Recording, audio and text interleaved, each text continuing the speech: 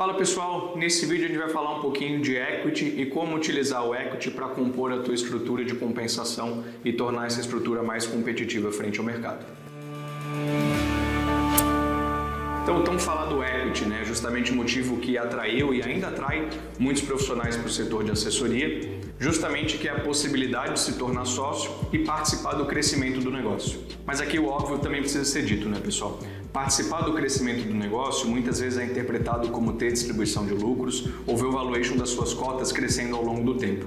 Mas participar do crescimento do negócio é também se dedicar, é se entregar e fazer alguns sacrifícios, que é como todo sócio faz. Ou seja, é construir o negócio como um todo. O ponto é que muitas assessorias ainda têm a dificuldade de distinguir as figuras sócio e colaborador. Ou seja, sócio é alguém que tem ali o risco de capital, tem cotas da empresa, e colaborador é qualquer pessoa que tem algum tipo de trabalho na operação final da assessoria. Isso é natural num setor que até junho de 2023, antes da resolução CVM 178, todos os assessores que estavam dentro da operação tinham que ser sócios. Ou seja, não existia a figura do sócio capitalista e nem a figura do assessor PJ ou CLT, que era meramente um colaborador e não sócio da empresa. Ou seja, administrar essa distinção entre colaborador e sócio não era exatamente uma prioridade na governança das assessorias. Justamente a partir da resolução 178, que a gente teve essas figuras bem claras, o sócio capitalista e o assessor PJ ou CLT, e essa distinção precisou ser feita.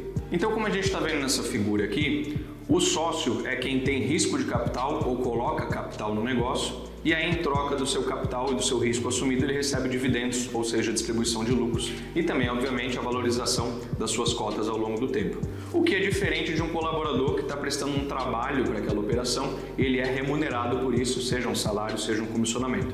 Então, essas duas figuras podem existir numa mesma pessoa. Em geral, existe, Os sócios fundadores, por exemplo, são os profissionais que começaram uma assessoria, eles têm lá suas cotas, recebem distribuição de lucro, mas também têm uma atuação como profissionais dentro da operação. Pode ser um assessor, pode ser um CEO, um diretor comercial, enfim. São pessoas que têm atuação como sócio e também atuação como colaborador dentro da assessoria. Então essas pessoas têm essas duas funções. Elas podem receber distribuição de lucro, justamente por serem sócios do negócio, e elas devem receber uma remuneração, uma bonificação, que está atrelada à função que eles exercem dentro dessa assessoria. Então, por exemplo, o CEO de uma assessoria que também é sócio, ele pode receber uma distribuição de lucros ao final do ano, justamente se sobrar lucro e a empresa performou, e ao longo dos meses ele vai recebendo uma remuneração, um salário fixo, por exemplo, e pode receber uma bonificação semestral que vai estar atrelado às métricas que foram definidas para o CEO. Pode ser EBITDA, crescimento do negócio, crescimento da receita e por aí vai.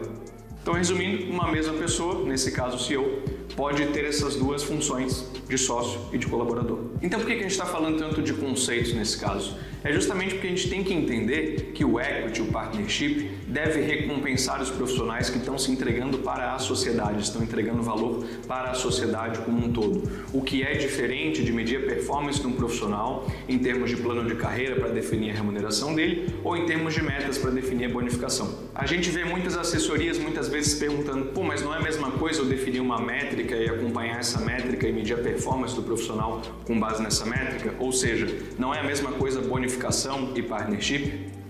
E aí, nesse momento, a gente dá uma resposta que é sim e não. Todo partnership ele tem que ter uma avaliação quantitativa, obviamente. Nessa avaliação quantitativa, a gente busca medir a performance desse profissional, o quanto que ele está entregando de fato de resultado. E isso tem que estar alinhado, como a gente já falou em outros vídeos, com a estratégia da empresa, com o objetivo de cada área e com o objetivo de cada cargo.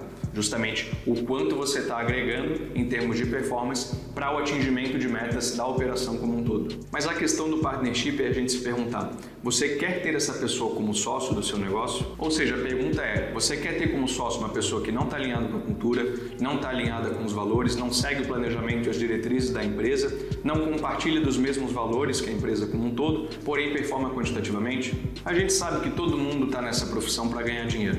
Então a performance sempre vai importar e o termo quantitativo sempre vai imperar. Porém, uma sociedade, uma empresa como um todo, sempre busca construir algo a partir de valores, de um sonho, de uma missão em comum, e aí a partir disso buscar o crescimento e a lucratividade.